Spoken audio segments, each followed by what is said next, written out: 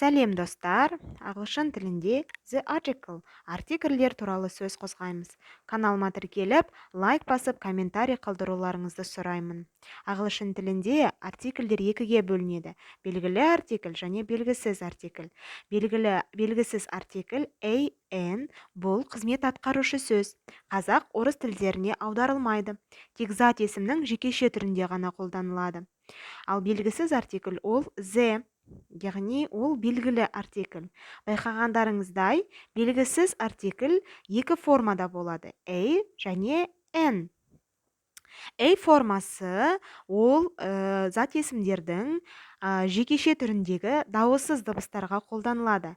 N формасы зат есімнің жекеше түріндегі дауысты дыбыстан басталатын сөздерге қолданылады. Мысалы, a cat, an apple, a monkey, an umbrella, a book, a cat мысалы, иә.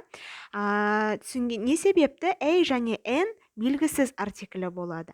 Себебі біз бұл артикльдер туралы ешқандай зат есімдердің ешқандай ақпараты жоқ сөздерге қолданылады, яғни олар белгісіз. It's an elephant, ол піл, кез келген піл, иә. Let's play a ball, кел доп ойнайық. Кез келген доп, ешқандай нақты ақпараты жоқ. Яғни біз ешқандай ақпараты жоқ сөздерге қолданамыз.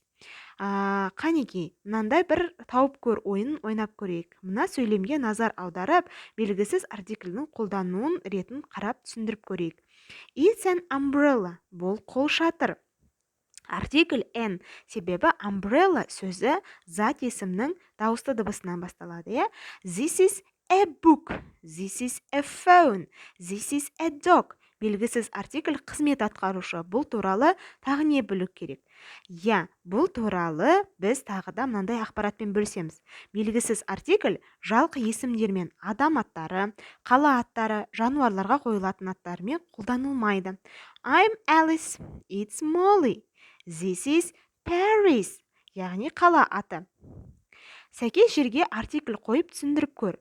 This is London, she is Kelly, it's an elephant, I'm Emma, he is a film star, I'm a girl, I'm a lemur, she is a teacher, he is Brad Pitt, I'm Lee. Назарларыңызға рахмет.